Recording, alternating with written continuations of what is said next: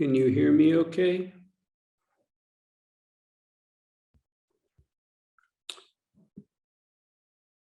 Uh, 2 days ago in the first Dharma talk, a question was raised about thoughts that may remain as you begin Zazen, perhaps thoughts about recent events at work or whatever.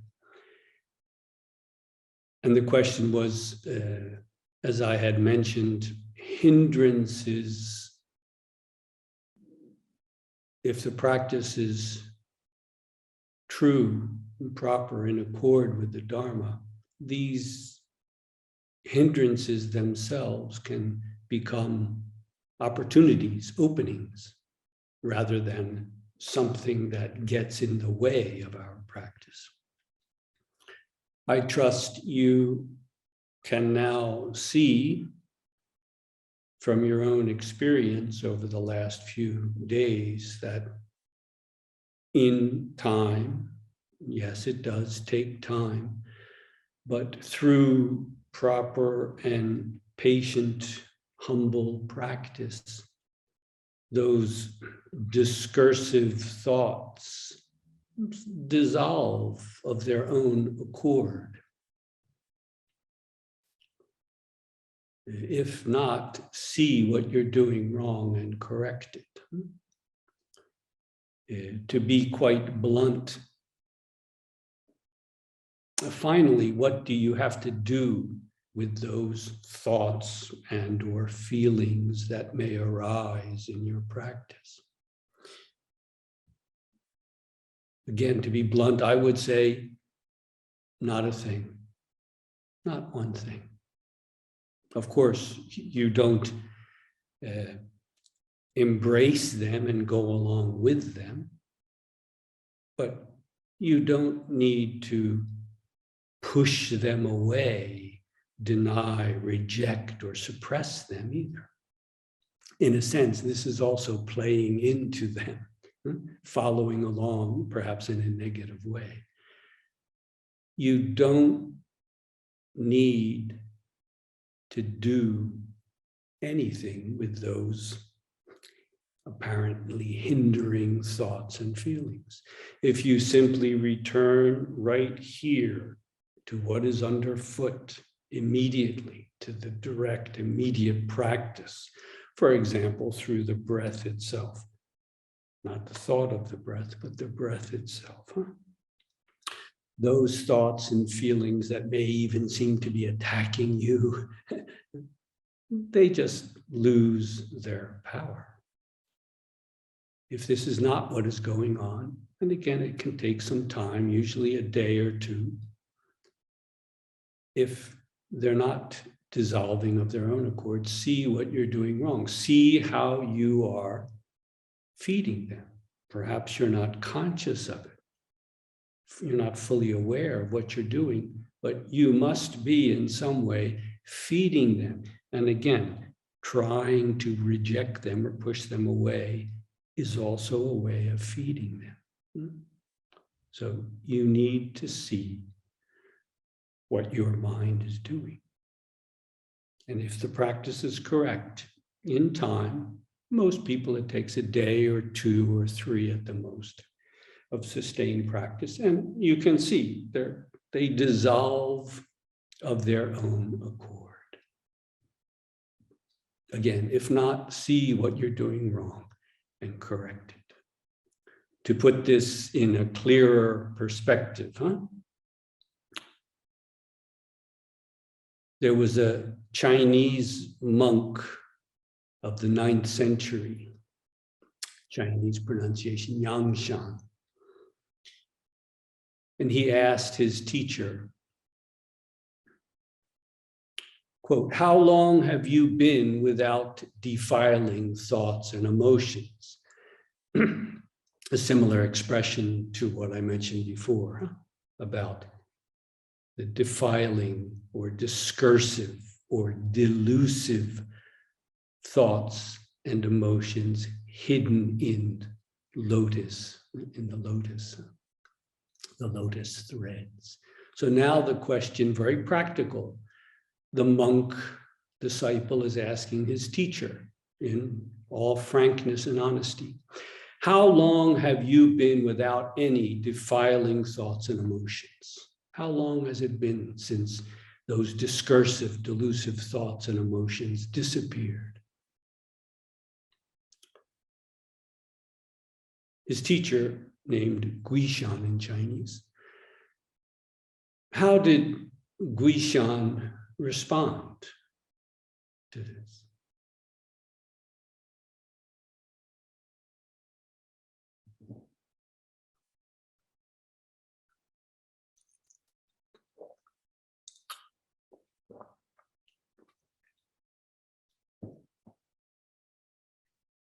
By way of background, this kind of question is found in Zen texts, but it's not common.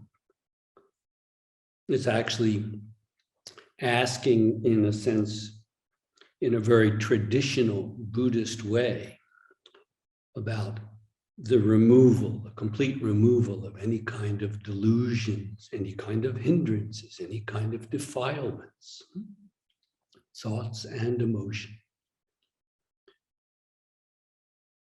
Zen tends not to go there because they like to speak about it more embracingly in terms of the mind itself and the fundamental delusion that is there.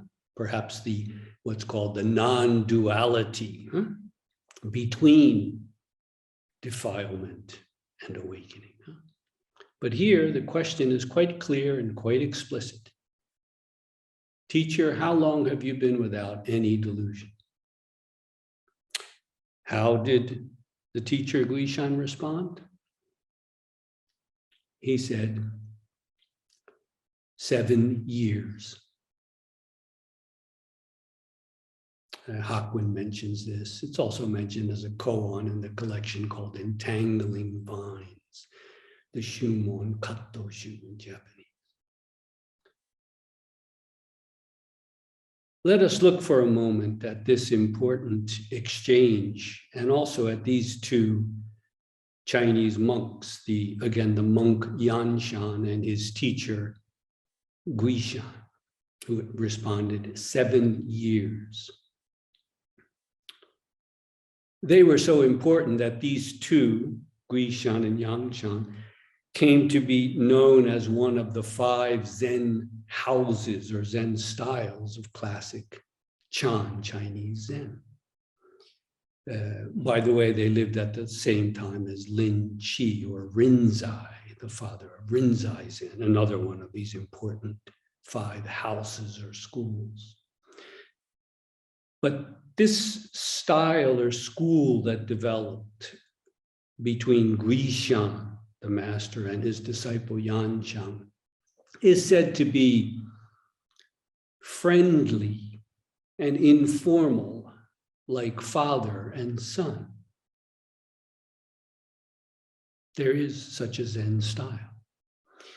Compare it, for example, with the style of Rinzai, Linchi or Rinzai, a classic statement from his record of Rinzai. He says, "Elsewhere the dead are cremated. Here I bury them alive, right on the spot." This is not friendly and formal and informal like father and son. This is Rinzai Zen. It's interesting to compare it to the style of Guishan and Yanshan. As a matter of fact, in the second half of the record of Rinzai, you will find these two monks, Guishan and Yanshan, commenting on the mondo, the Zen exchanges in the record of Rinzai, showing obviously a great degree of respect for these two monks.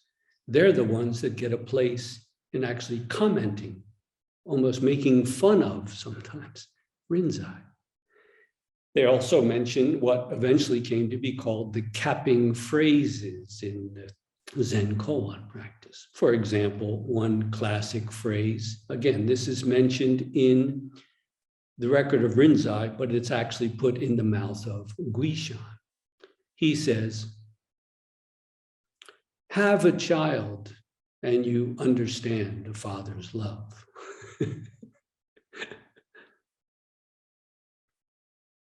Have a child and you understand a father's love. Also very famous in the record of Rinzai, and again, it's not Rinzai saying it, but Guishan. Realization equaling the masters diminishes it by half. Only surpassing realization continues this lineage.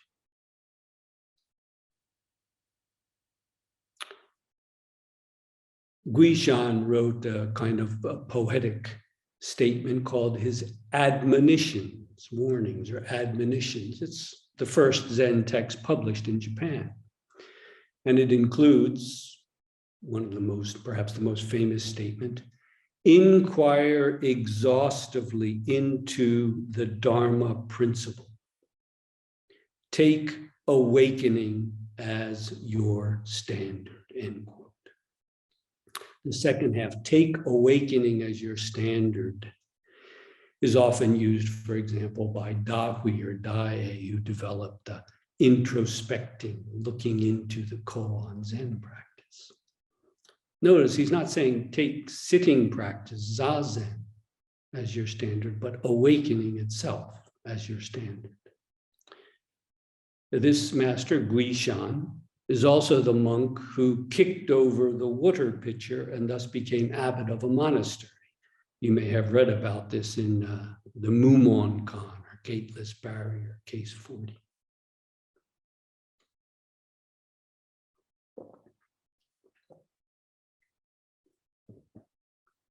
Some years later, a master refused to indulge one of his brilliant disciples.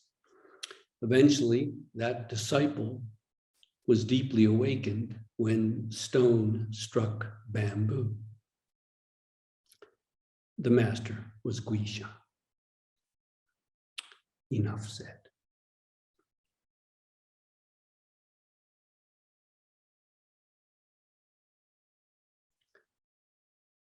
But 7 years, needless to say, this may sound discouraging, but it's meant as encouragement, an invitation to genuine, thoroughgoing practice.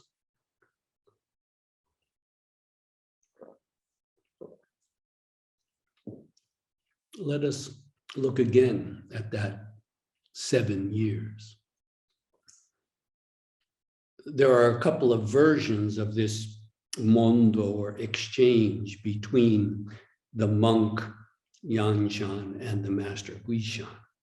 For example, in the koan collection, Entangling Vines, there's a bit of a longer version, and it goes like this.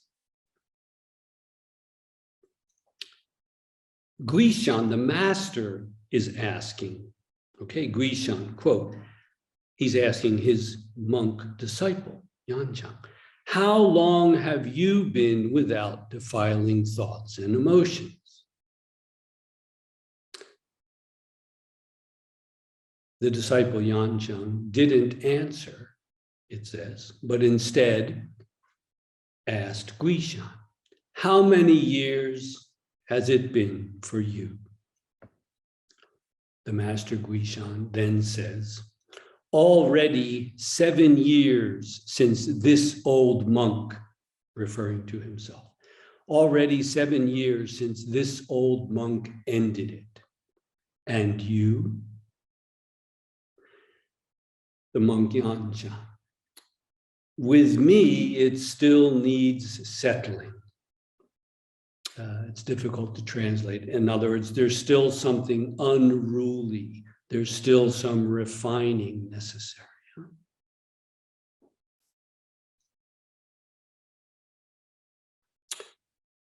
So now perhaps you think that Master Grishan was enlightened, but his disciple Yanshan was not. But that too is a delusive thread. Let it go. Grishan, the master, is right where he needed to be. And his monk disciple Yanshan was right where he needed to be. You and I, we are right where we need to be. And our sincere practice, our humble gratitude can show the way from here.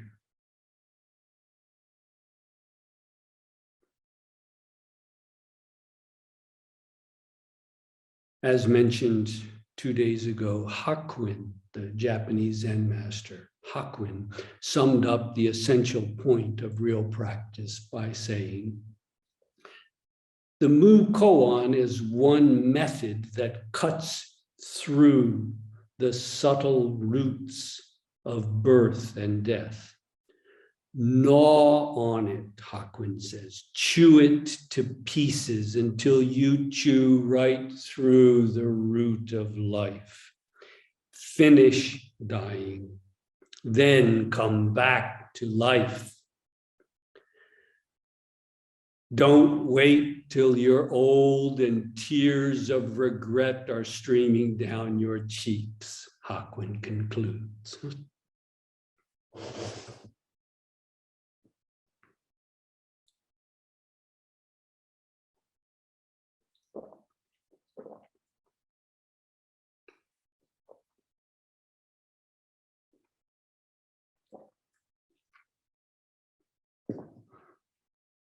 I trust you can see through this mondo, this exchange, how important the right approach to practice, how important that is, how important sustained focus is, how important living a proper lifestyle day to day, moment to moment, in accord with this Dharma, how important this is. And in time, the impossible, what seemed impossible, is found to be inevitable. It cannot help but occur. If not, humbly see how you are falling back into delusive patterns, including the delusion that you are now free of delusion. There's nothing in those lotus threads, Humbly correct it. This is real practice. Let us continue, there are still a few days left, together to the very end, then out of loving compassion, even further. Feel free to stand up and stretch for a moment if you would like.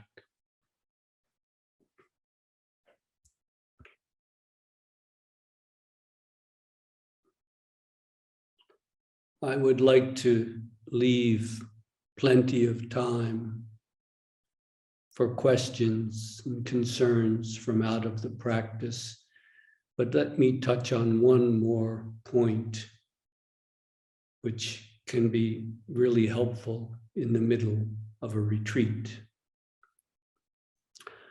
One of Hakuin, the Japanese Zen master, Hakuin's disciples named Tore, wrote a piece. And in there he said, quote, all the old masters attained the way only by bitter suffering. That could also be translated by, rather than bitter suffering, maybe through difficult struggle. All the old masters attained the way through difficult struggle. End quote. Well, it's true. We do have to give all of ourselves. But much of the suffering that we go through in the process is not necessary. Those pointless, painful patterns repeated over and over again, they are not necessary.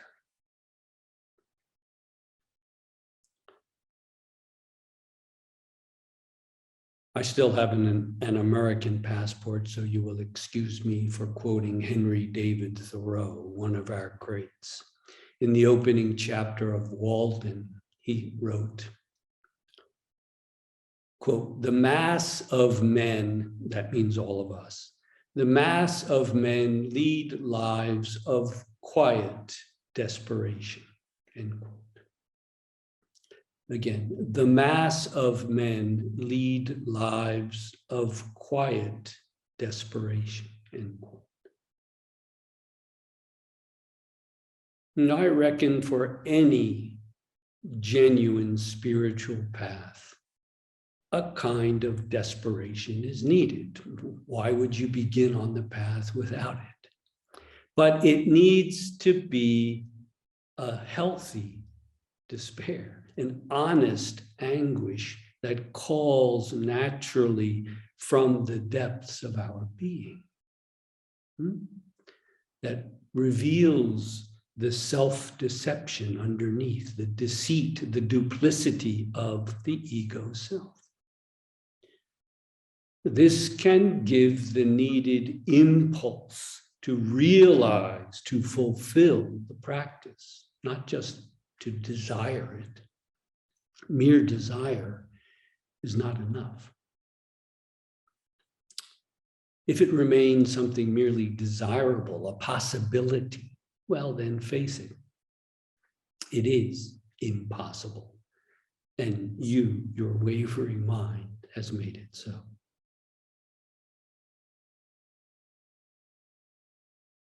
When it is what must be done, in time, it will be done. But again, that desperation does need to be directed properly.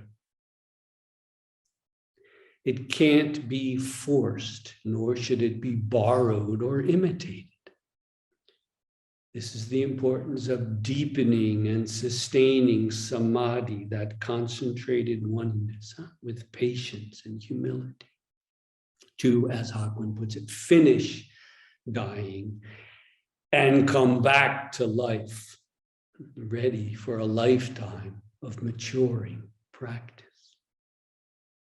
Otherwise, as mentioned 2 days ago, a perfect zazen posture, so-called kensho experiences and so on, can do more harm than good.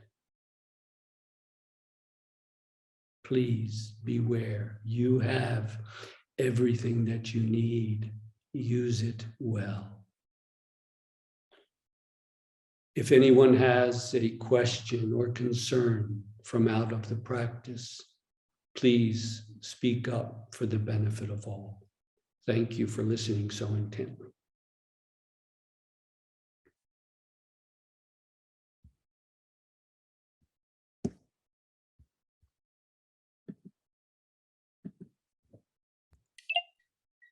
If you'd like to ask a question or offer a comment, please unmute yourself and go ahead. Thank you. Okay. Good evening to all. Can you hear me? Yes. Yeah, okay, thank you. Good evening to everyone. My question is, what is the place of self-compassion in Zen practice? The place of self-compassion? Yes, in the practice. Mm-hmm. In the beginning, it might be good to put self-compassion on the back burner, so to speak. Do you know that expression? It's like No. an oven with a couple of burners, and you keep it there, but it's not on the front, it's on the back burner. You don't pay attention to it so much. The idea, very basic in Mahayana Buddhism, that we begin the practice to save all beings. It's not just about me. It can't be just about me. But in the beginning, it often is. I know it was with myself. So practically speaking, there's an importance, a value to putting that self-centeredness on the back burner for now. And as you go through the practice and you see why, for example, the 4 great vows of Mahayana Buddhism, it begins with numberless beings set free. Not first I get enlightened for myself. It makes perfect sense. I get enlightened for myself, then I can help others. Doesn't this make sense? But it doesn't. It begins with numberless beings, all beings set free. Then the second vow is endless delusion. Now looking more at our delusions, let go. There's an important dynamic here. But if you give yourself to the practice, before long, you will see that that very distinction no longer needs to be made. Who am I practicing for? Me? You? I forget. Ah, I see. We don't need to make that distinction. But in the beginning, how to say it? You have to be clear about the source of your own suffering. Do you understand? Yes. But you also have to be clear that you are doing this not just for yourself. As you open up to your own suffering, what happens? You see it, don't you, huh? You start to be able to recognize really from the inside the suffering of others too, don't you? Yeah. Do you follow? Yes, I do. But there's one thing I cannot really figure out. If one cannot carry himself, if one cannot have the compassion for him or herself, cannot really have the authentic compassion for the others. That's why I said, what is the importance of it? Yes, yes. Often people do come to this practice with a kind of perhaps broken faith in themselves. And you're quite right. If you can't accept yourself in some sense, you can't even begin the practice. In other words, to accept myself doesn't mean, oh, I'm perfect. I'm already enlightened. I don't have to. No, rather, to accept yourself means to honestly see you have strengths, don't you? You have weaknesses too, don't you? There are things that you see clearly, don't you? And there are things that you do not. You follow? So in Zen, for example, we emphasize the importance of great trust or faith, but also great doubt about that which we have not yet penetrated. We cannot help but have doubt. But yes, you have to have a certain sense of self-acceptance to really begin the practice. So don't be afraid of that. Huh? Do you know what I mean? It's not necessarily egotism that is doing that. It's a genuine need to get to the bottom of yourself, for yourself and for others. So don't be afraid of that. It can be easily perverted into, I have to deny myself, right? I have to deny myself and just serve others. Huh? I've been doing that for the last year after I retired, and I ended up getting pretty sick. I learned my lesson well. In Zen, we say, sickness is its own medicine. This is hard for the ego self to get wrap its mind around, isn't it? Huh? What? No, sickness. I want the medicine now. I know my sickness. What's the medicine? But do you see the profound truth that sickness itself is its own medicine? I've learned a lot from trying to push myself. Since I retired last year, now I have all this time to be able to be there for others. And I pushed that so much, I ended up getting sick myself. Pretty stupid, huh? What happened to doctor, heal thyself? So I've learned a valuable lesson from my own sickness, something that you are already getting a sense of. Yeah, don't be afraid to care for yourself. But see it through. Is that what you call the self, separate from the other? Is it? Yeah, I got the point now. Yes. Now I got the point. Thank you. Thank you for your question. Again, it's not just yours. Thank you for answering. Thank you very much. Jeff, I have a question. Yes. You said that painful patterns are not necessary.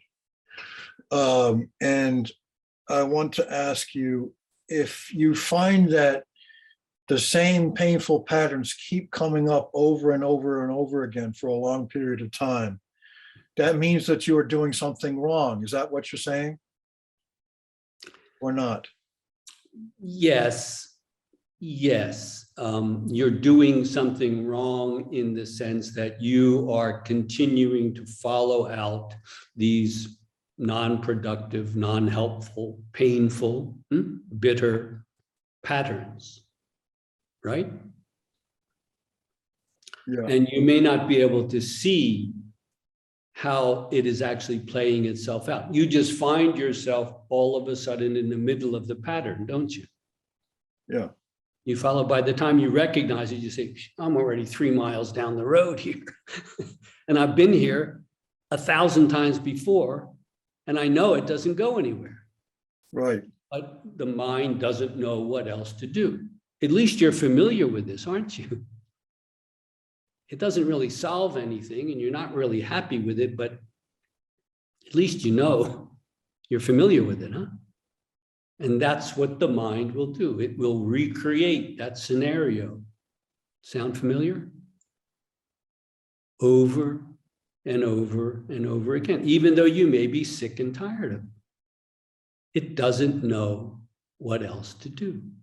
And this is the marvel of, it's not the only practice there is, but Zen meditation, Zazen.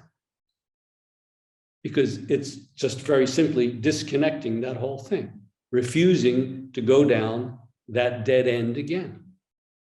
The way we place our body, the way we place our mind and our attention, the way we place our eyes, everything that we are doing in Zazen is helping us physically, mentally, with the breath itself, to let go of those pointless, painful patterns.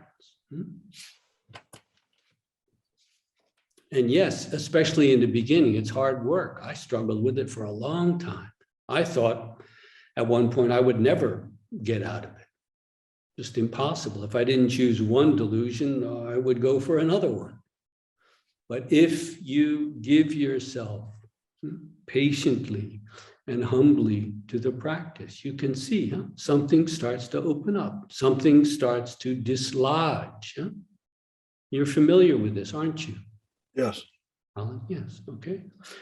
So you continue to go in that direction. You might say the trick, if I use that term, the trick is to drop those patterns without picking up another one. Because that is also what the mind wants to do, right? Okay, I've seen how painful this pattern is. Now Jeff is teaching me a Zen pattern. Now I'm going to do that one. Well, it may be a bit of a bigger pattern, but you're still going in the same circles, aren't you? So consider, what if you drop the patterns and don't pick up another one? You really need them. What would happen if you don't pick up another pattern?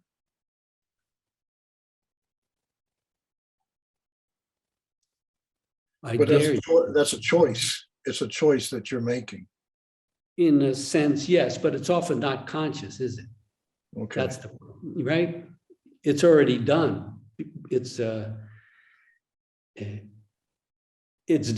in a sense without you even thinking about it. By the time you really clearly think about it, you're already, as I said, 3 miles down the road, right? You follow? So yeah, not just a decision, but there has to be a certain attentiveness there. That's why I keep talking about sustained practice. You follow? But it's right there, Colin, right where you are at this present moment. Do you go down that road or not? Zazen is simply refusing to go down that road again, remaining right here without manipulating it in the least, without having to turn it into anything. You follow? It's the sheer simplicity that makes it seem so difficult.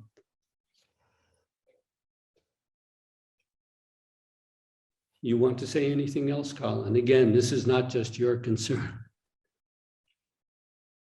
No, I think what you're saying is that there's no shortcut, and devotion to the practice is the way to refuse to entertain unnecessary pain. I think, is that what you're saying? Try it out. Okay. Test it yourself and see.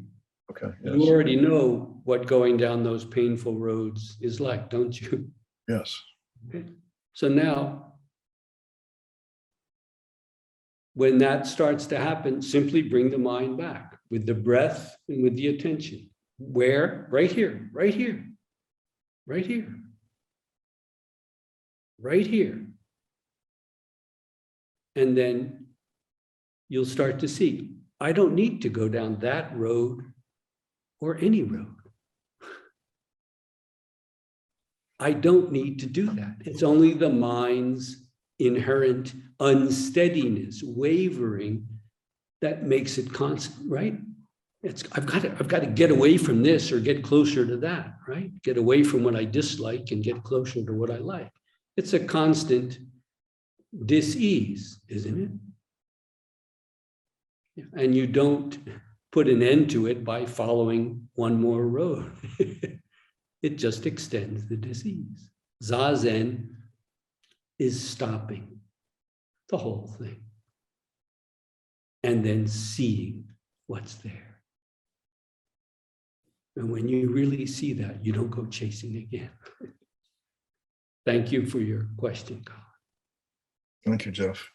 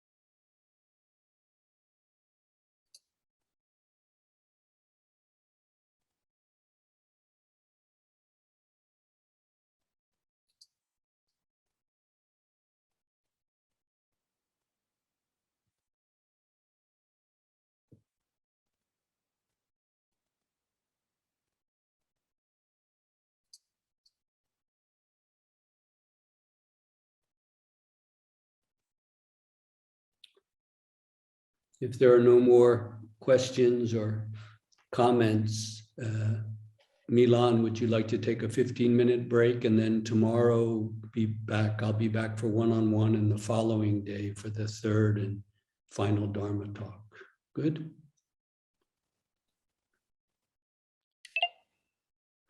Thank you, Jeff.